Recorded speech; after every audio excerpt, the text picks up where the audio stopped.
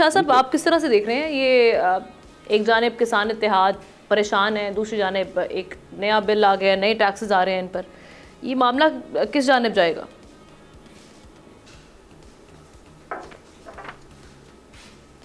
देखिए, ओवरऑल जो मैं समझता हूँ इल प्लानिंग आपके पार्ट पे आपकी हुकूमत की नाअहली है इसमें। जैसे कि कोकर साहब ने कहा, मैं नहीं कहता कि टैक्सेस नहीं लगने चाहिए।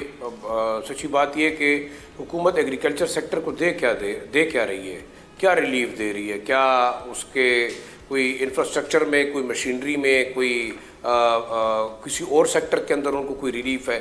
एक तो सेल्फ जनरेटिंग टाइप के यूनिट्स हैं। दूसरी बात ये कि यहाँ तो आप कि हुकूमत के पास, यानी पहले ज़माने में ये सिस्टम होता था कि बिजली पानी का निज़ाम उनका था, लगान का सिस्टम होता था।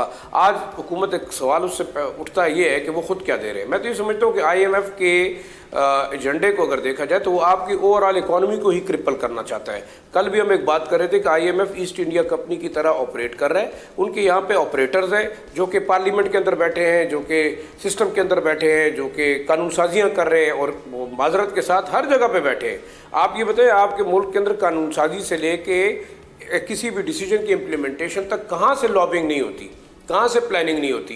या आपके यहाँ जितने असम्बलीज़ के अंदर बिल पास होते हैं क्या बाकायदा मनसूबे के तहत नहीं होते? देखिए, एक पॉइंट तो ये हुआ। दूसरा, फिर आप देखें जो डॉक्यूमेंटेड इकॉनमी है, चाहे वो सैलरीड क्लास है या मे भी अगर आप देखें तो एक रेवेन्यू का जो निज़ाम है जिसके अंदर ज़मीनें रजिस्टर्ड हैं। बेशक जो बड़े काश्तकार हैं, जैसे कि एहतिशाम साहब ने कहा कि उन्होंने 12 एकड़ से जो है कम करके अपने जो बॉन्डेड लेबर है उनके यहाँ ट्रांसफर्स की होंगी, फाइलें उनके पास मौजूद होंगी, वो एवेट करेंगे टैक्स को। लेकिन अगेन वही मामला आ रहा है कि 6 से 7 बिलियन डॉलर तो आपने ले लिए, लेकिन उतना ही आपको नुकसान हो रहा है। आपकी एग्रीकल्चर प्रोड्यूस कम होगी, आपके आगे गंदम, आटा, गन्ना, सारी चीज़ें, कपास तक आपको जो है ना वो नुकसान पहुंचाएगी। तो हो क्या रहा है? मेरे ख्याल में मुझे तो ये लगता है कि IMF अपने एक एजेंडे के तहत इन लोगों के थ्रू इम्प्लीमेंट कर रहे हैं और खुदा ना खास्ता हम फिर उसी सिस्टम में जाएंगे कि वो आपके कौन सा सौदा करवाना चाहते हैं।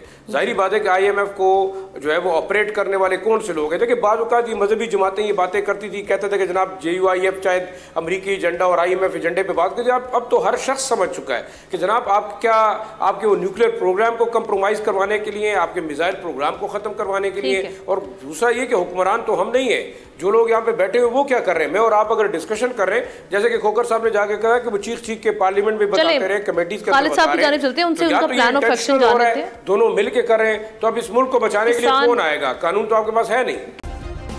सब्सक्राइब करें और बेल दबाएं ताकि कोई खबर रह न जाए।